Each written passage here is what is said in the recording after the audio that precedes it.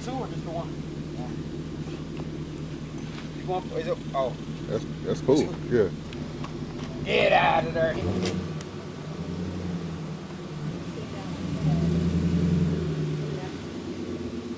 Yeah, you can sit in the chair. Yeah, I'll go get it.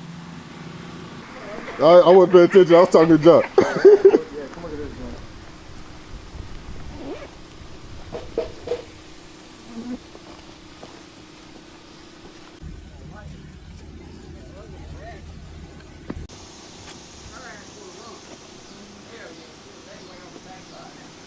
You gonna be good. That's the system you're running with. Shout out on me. That's it. I know you.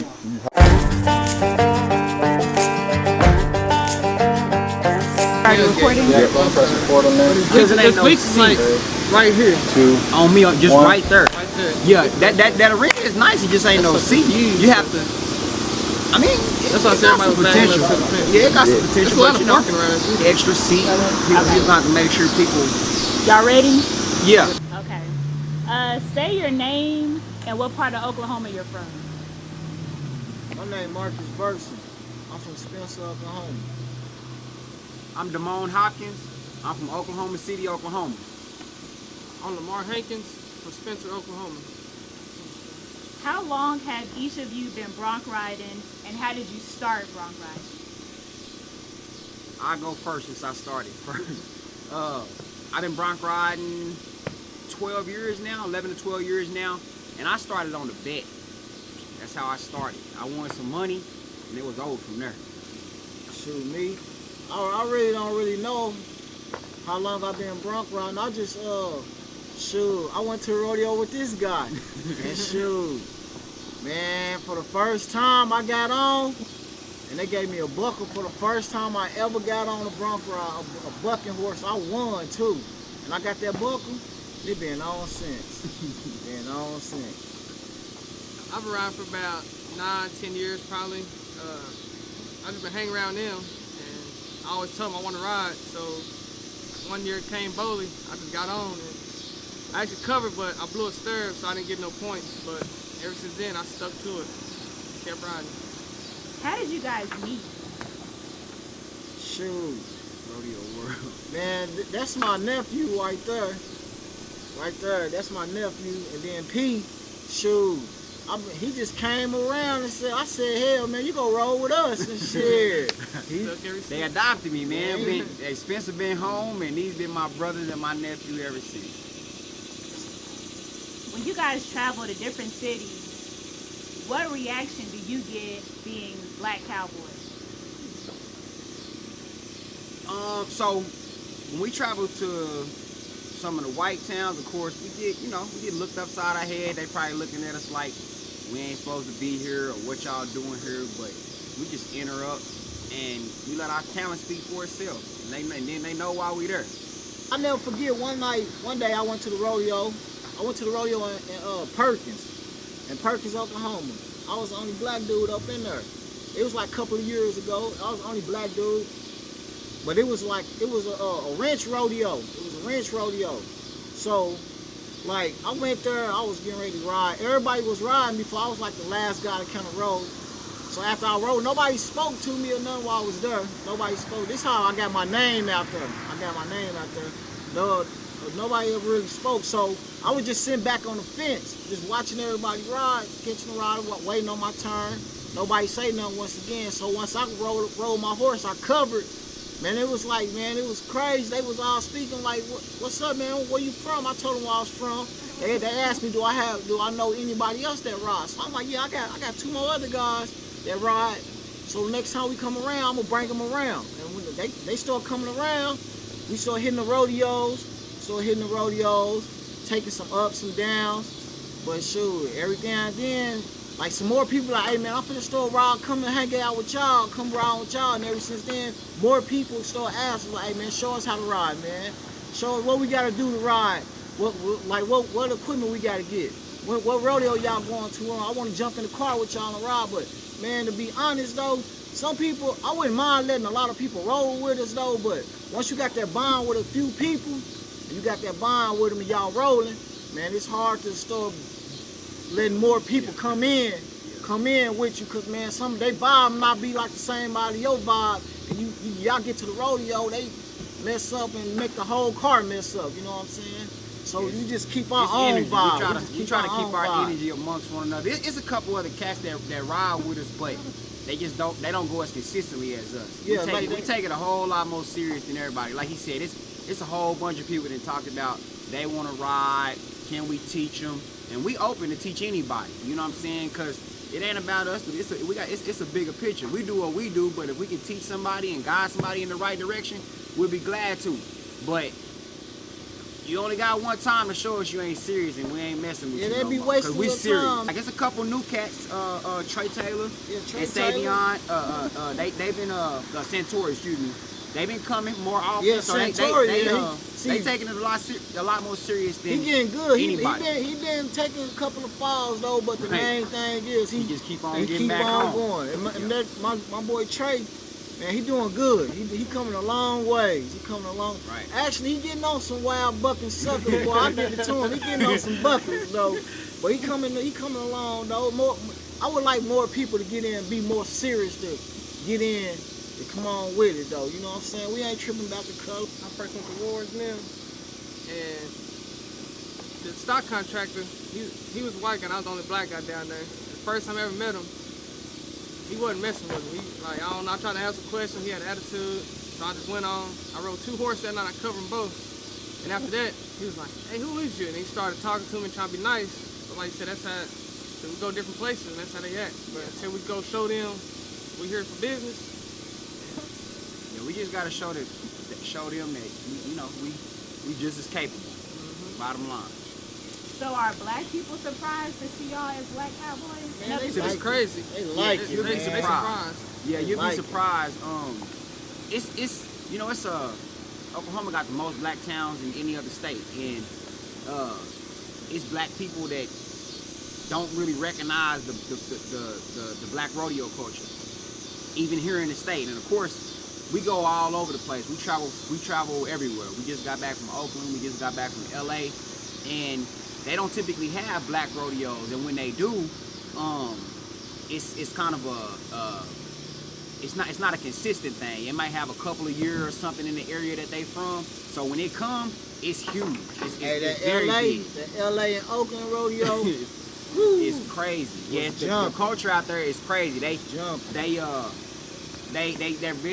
get real excited because, like I said, it ain't something that they see every day. You know what I'm saying? African American cowboys and cowgirls showcasing their talent. They don't get to see it often, and we don't get the same exposure either.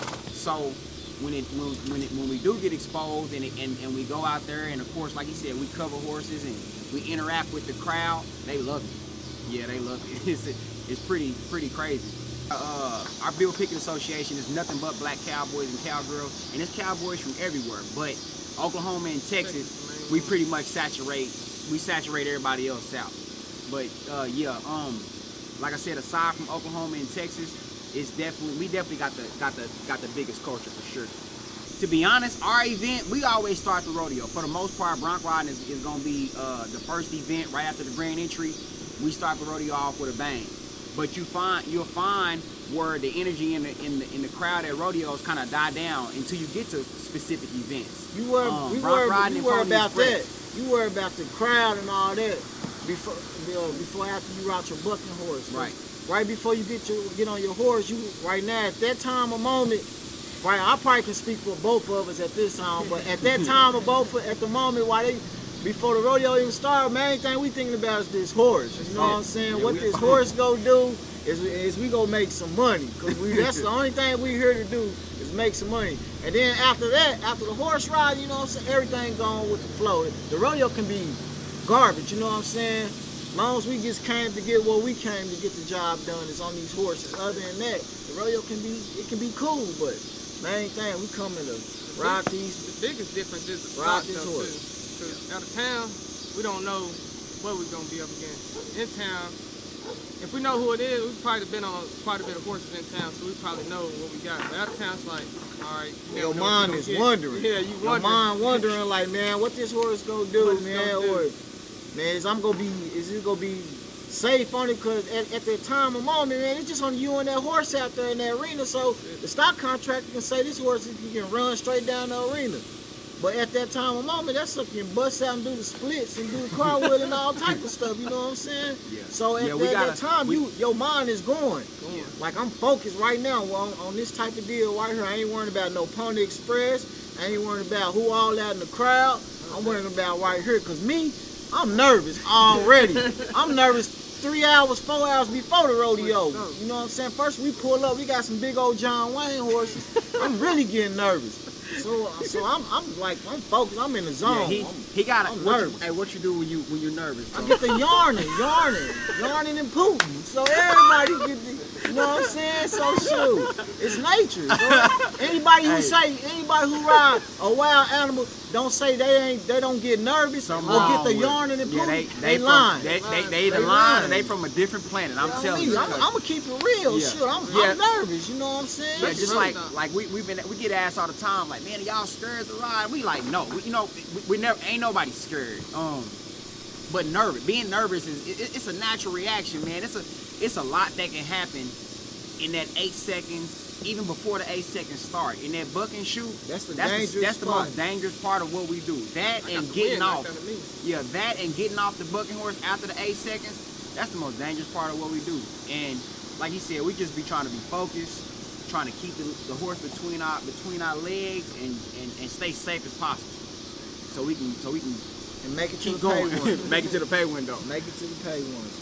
So what's the importance of praying? I know y'all pray every time before. Tell me about that. The most important is praying is, man, you gotta talk to God before you ride this thing right here, cause that can be your last ride. You know what I'm saying? Yeah. Like can be your last ride. It's a lot can happen, and I just give all glory to God, and I just ask Him to keep me safe, watch over me in this arena, watch over me in the arena of life, and I just ask for His grace and His mercy, just to continue to let me do what I do, showcase my talents, and be blessed while I do it. I pray before every time I ride a horse. I know a few guys that rode a bucking horse in the rodeo and didn't make it home because the horse or the bull ain't their career, ain't their life. So, man, I just pray before I get on, and once I get on, whatever happens, happens.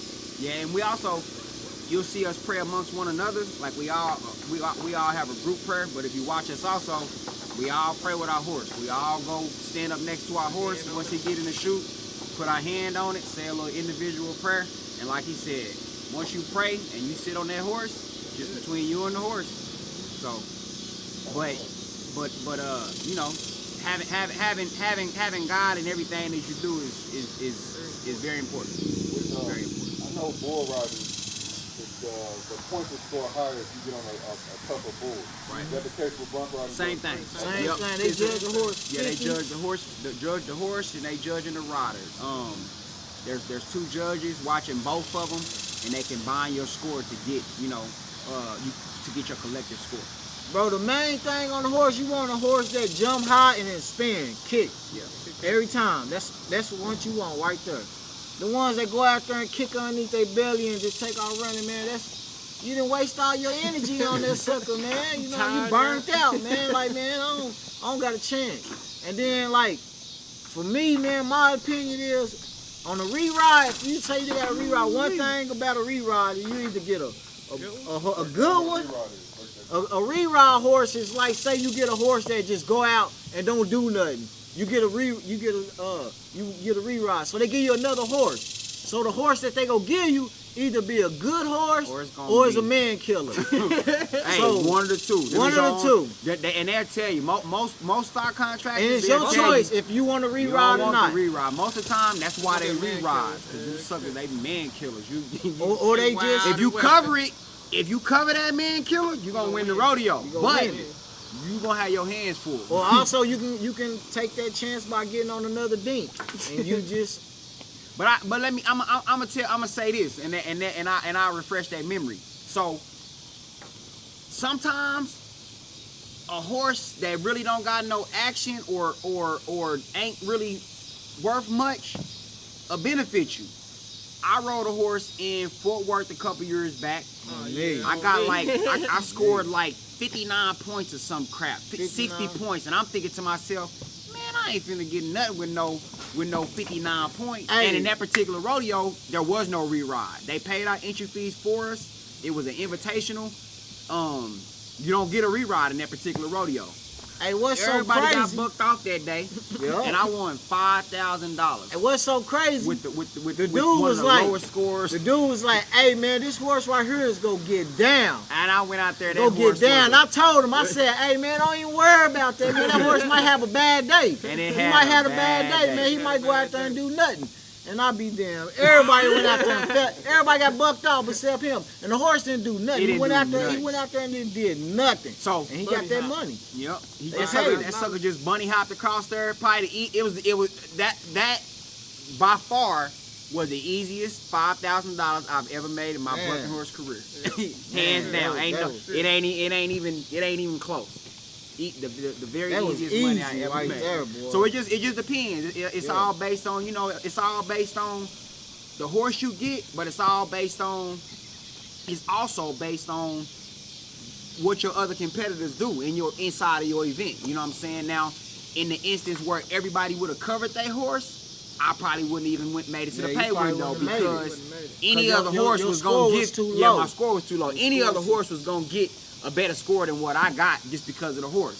And I was just stuck with it again because there was no re-ride. So I just had to live with it, and it paid off. Paid off good. Yeah, it literally paid off.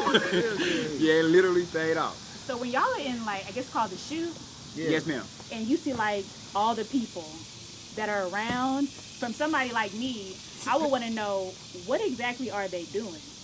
Some of them be in the way. Yeah, I'm exactly. glad- Some of the people I'm be glad you just you want to hurt. just I'm be glad like, you asked that. you be like, Because man, just you get hurt. back. Yes. Get back. Don't Because touch the horse or nothing. just Get back. as we nervous and we got a job that we about to do with this bucking horses, them horses that been on the road and that's what they do. Them horses they bucking horses, but they bred to do what they do. They literally they don't have any other job. They bred to be bucking horses, to be bucking stock. Some of them head shy. Some of them head shy. And so for us, we like to we don't want nobody around them that don't got no business around them. Look, this dude just want to be in the camera. Excuse him. But yeah, though. But yeah. Was like- that Tennessee? Yeah, When that horse I had was tripping out. Yeah. So the That horse was I in had Memphis. tripping in the chutes, and I had my saddle on there. I barely had it on there, and like I said, there was a bunch of people standing around, and next thing you know, they opened the gate, my saddle on halfway. Yeah, Yeah. it's just bad stuff can happen when Bad stuff when can it's a happen. bunch of people around them horses because, like I said, they moving like they would normally move when you should be a little bit more cautious. You know what I'm saying? You got to move a little more slower. You got to pay attention to what's going on. I don't know if y'all been to some rodeos where you done seen them bucking horses jump out the chute or flip up and jump up, rear up, and flip around backwards and stuff like that. Man, that's they another own them. thing. You got somebody back there that don't got no business back there. Yup. This horse rear up and paw him in the head. Now you got to call the Man, paramedics. yeah, and, you got know, the it's- rodeo slowed up it's because just this a bunch guy of, in the it's way. a bunch of unnecessary stuff. But It sometimes we happened got the before. wild horse be jumping all around, boy. If they catch me feeling good one day at a rodeo or something, I take them down. But sometimes I really don't feel like messing with them. But man, if I come to a rodeo and I'm feeling good, and I give me one of them old wild ones, man, them the ones. Them the ones you want. Them is the ones you want. You You had a want good wild last like- weekend. yeah. That's like a Yeah, you want one that's gonna buck. Like Especially I said, in the Ranch Bronc you Riders. typically don't want one that, like I said, when I got a 59, man, you don't want no horse like that. But it gets you $5,000 if nobody else rode. Right. You want a horse like that. But you want one that's gonna give you some action for the most part. Yeah, for you the don't most- want yeah. one that's gonna go out there and try to kill you, but you do want in the arena. Once you nod your head and they open the gate, you want it to buck. That's what we out here. That's what you out there for. But inside of that chute, you try to be safe as possible. Like him, You need to be he in didn't and got out. him too in Arcadia a few years back. Got knocked out because the horse reared forward, smashed his face into a pole. He done got his saddle horn shoved into his chest from a horse rearing up inside of that chute area. It's nothing but steel and metal. It ain't nothing safe about it. Yeah, it ain't nothing safe about it. It's tough in there. So when you're in there, like the announcers is like announcing your name, they playing a certain song, people are talking. Does any of that change how you feel in the moment? You don't hear that. I don't even hear You don't none hear of none of that. You I got just zone out. so I got you see I got a video that's going viral on social media. My son is cheering. He comes to the rodeos and he watches me ride and he's recording, but he's cheering in the background. I don't hear any of that. People say, "Did you hear me call your name?" No, ma'am, I didn't. You focus you on. focus. It ain't. It's like you got tunnel vision. You gotta channel all that out. Any outside energy. You gotta try to channel that out as much as possible, and If you listen, you got a tough job ahead of you. If you actually trying to get on the horse and you listening to the crowd and stuff, you gonna go out there and get bucked off. You Right. Gonna, Your you ain't gonna be energy, focused. your energy is Because you off. worried about who out there trying to see who you is, and you or you want to hear who calling your name and stuff. You ain't gonna be. You might as well go on and just turn him out. Your Man, focus 'cause you should be focused on that for sure. Focus on that horse. I mean, if you hear it, then that's cool, but that shouldn't be your focus. Nah, your focus your focus should be right here. Yeah, your focus should Right be riding here. that This horse was it, and right keeping, here. keeping them shoulders. All in that, between. they gonna see all that once that gate cracked and this horse go boom. They gonna see that. But right now, this is where you need to be at, crawling on, getting in and getting out of there. For to keep the show going for you won't get hurt. That's what's up. I noticed when y'all ride, like when y'all get to the end, y'all start waving like y'all hats. Yeah. What does that signify? Like, what does that mean? So them is called style points, just like we said. So you got a judge that's watching within that 8 seconds. You got a judge that's watching the horse, the way the horse buck, and then you got a judge that's watching the cowboy and the way that he rides. So when you got a horse that you can take your hat off and fan and wave at the crowd, within that 8 seconds, if you can do all that, that's giving you style points. That heightens your score. If you got a horse that ain't really giving you much action, your horse score might be low. But if you can take off your hat and fan and get some style points, your rider points is gonna be high, and hopefully that'll balance out your low horse and give you a better score. That's what's part of wrench style. Yes, yeah. Wrench style riding is actually you grab your own stock saddle and you get on the horse. You get on the horse and he start bucking, but the main thing is he have a plank rope on him. So his object is he trying to kick it off. So it's a different to bareback riding and saddle bronc riding. Because in bareback riding and saddleback riding, you can't hat whoop them. But in the ranch bronc riding, you can hat whoop them. If you get you a good horse that's jumping and spinning and kicking and you hat whooping that mug at the same time, your points gonna go up. Like soon when that gate busts open, them first 2 steps, he bucking it and you take your hat off and hat whoop him and your horse is jamming at the same time, it's gonna go up. But later on down the road, your horse jumping and kicking, then you start trying to hat whoop him, it ain't gonna be too much product. But if at that first 2-3 jumps and you hat whoop him, you can get it on and it's gonna make it go on up. But in the bareback riding and the saddle bronc, you have a free hand. You can't touch that horse. Yeah, you But touch in the the ranch horse. bronc riding, you come out burr hug that sucker if you want to, but I ain't seen too many people do it. Yeah, you gotta. I see you run off to the back of the saddle, in ranch bronc riding, so like there's a couple different rules. It depends on the association and stuff. Yeah. Some of them we can use a night latch. Some of them you gotta use a saddle horn. It just kind of depends. It depends on association. It depends on what the stock contract is. Some It's a bunch of different rodeos that styles. you can't And it's blow some the like stirrup. I was about to say in our associations, you can't blow a stirrup, meaning your feet can't come out of the stirrups within that 8 seconds. Your feet have to come out of the have to stay in the stirrup. Excuse me. If your feet come out of the stirrup, you get a no time. You get disqualified. But on some associations, your feet can come out of the stirrups. You can ride the horse backwards. But a lot of times with those associations, you don't get the night latch as the cheater or the cheat strap. You got to use the saddle horn. So sometimes it's one or the other. Sometimes it's both. But it's just different styles of riding. But like I say, it depends on the stock contractor. If the stock contractor say you can use a night latch and two hands on it, well, you know what I'm saying? He got him some buckers. Yeah. He got him some some buckers, and he confident in his horses that no matter how you ride, he gonna slam you. Yeah. Cause some horses you can go out there with a night latch on. Oh, it don't matter. You go out there with a night latch on. If you get you a good horse, that sucker go throw you that night latch and that saddle off. If you ain't careful. I got maybe in my pocket. Right. Yeah. Right. He got on the rank one. We was out in Oakland on Sunday. That was Sunday. He got on the rank one and night latch and all. He got slammed. He got put on his pockets. Yeah, that's what we got. Yeah, we call that you got put on your pocket. He got bucked off and was face up in the middle of the arena. I stirred used to get us when we first started. Get a good horse. Yeah, but that's why most people ain't really trying to like ride really because they can't use a night latch. But if you can hold on to that saddle horn, you ain't gonna really need that night latch. You know what I'm saying? But at first we used to go with the night latch all the time. Some rodeos be like, man, you can't use that night latch. Be like, man, we ain't riding. But now, shoot, it's whatever. Yeah, it don't even matter. We've been going so long. We done took some falls, some bumps and bruises. We like, well, it's on. Yeah, whatever y'all say we can ride, it's we on. gonna ride. So like when you guys compete, you place a lot. And you make it look like it's like an average person like me is like, oh, I can do that. Man, there like, ain't too many rodeos that we ain't gonna go to and ain't gonna win no money. That's what I noticed. The thing about us, though, we've been doing this for a long time, so it's like, Right. when you see somebody that's been doing this about a year, and you see them ride, you're like, I don't know if I want to ride, judging off him. But then you see us ride that's been doing this for 10, 11, 12 years. And most of these rodeos all around, kind of like in the Oklahoma area, Oklahoma City area, and like Tulsa area. They got Ranch Bronc Riding. My 9 out of 10 is going to be one of us three. I say this. I say this. I say this. They don't like to see us coming. Everybody. When they see us coming, they know they know the potential of what's gonna happen.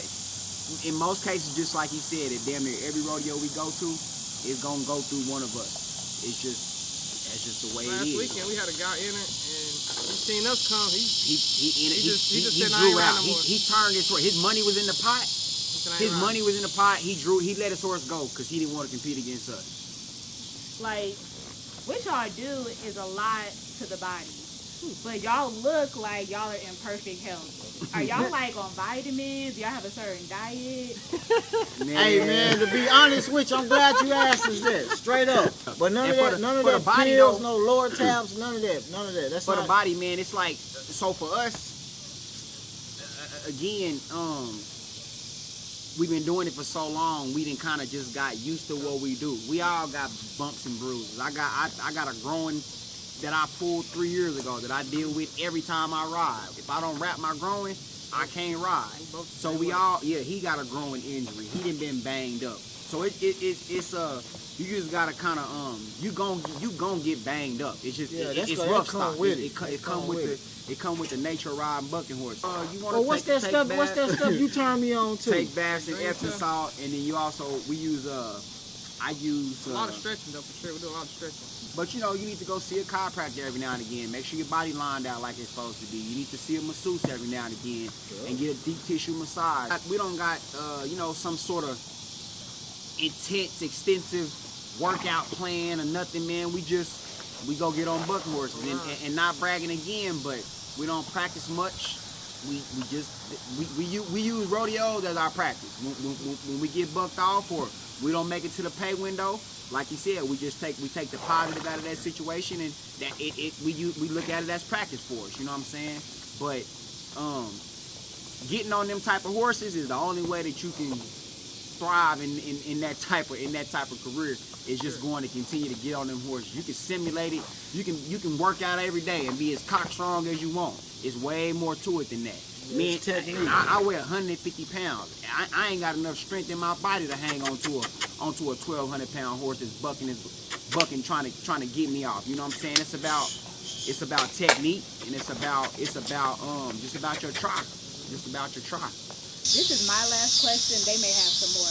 But when you guys are traveling and you're like in California or Atlanta or places and you're talking to other people, going to restaurants, just hanging out, is there anything that you will find that you'll say or that you'll do that people don't understand and you're like, okay, that must be an Oklahoma thing? We just walk in just like this, and they be like, oh, y'all not from here. Right. I mean, literally, we just walk in. Weekend we pull up. So we got the Oklahoma Cowboys page and got us a lot of exposure. It's people that pretty much the Oklahoma Cowboy page on social media have exposed us to other people outside of Oklahoma to what we do out here.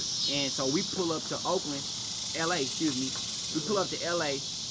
We fly in. We get a shuttle to the rental car place. Me and this dude is standing in line at the rental car place in Los Angeles, California. And this lady says, y'all Oklahoma Cowboys. That was the first words out of her mouth. And we don't know this lady. We from ain't never Adam and seen Eve. that lady a day in our life. It shocked the hell out of us. It is. Shocked the hell out of us. We actually got a shout out to old girl Yeah. for giving us the free upgrade. We was riding around in a Challenger out there in LA, but yeah, sometimes it definitely gave us a lot of exposure, and us just being who we are, it's noticed even when we don't think it's being noticed. People definitely notice and recognize. You know, sometimes you go to places and it's like, it's how you talk, or it's how you dress, or what type of hat you got on, or your style, or whatever. And sometimes that distinguishes you from the people that they used to. And so a lot of times when we go places, they know we ain't from there. For sure. A lot of times we don't look like them. Hey, And Mark, then of we ain't course tourists, we don't We tourists. we got a bad habit of telling people we tourists and then realizing that maybe we shouldn't be telling these people we tourists in this Trying to foreign rob them or town, something. you know what I'm saying? We almost got robbed in LA in Oakland, messing around. They tried to rob our Y'all car. almost got in LA that one day. We Y'all almost turned down got the wrong road. almost got in LA. So like I said, man, when we go to other places, people definitely know that we ain't from there. If not looking at us when we That's start just talking, 'cause for sure. They knew that we weren't from there because we walking around, had a cowboy hat in the window, and a cowboy dude chasing them down the street. So they know they know we these guys. We ain't cowboy. from We around. cowboy wherever we go. You know what I'm Everywhere. saying? Everywhere we go, we cowboy no matter what.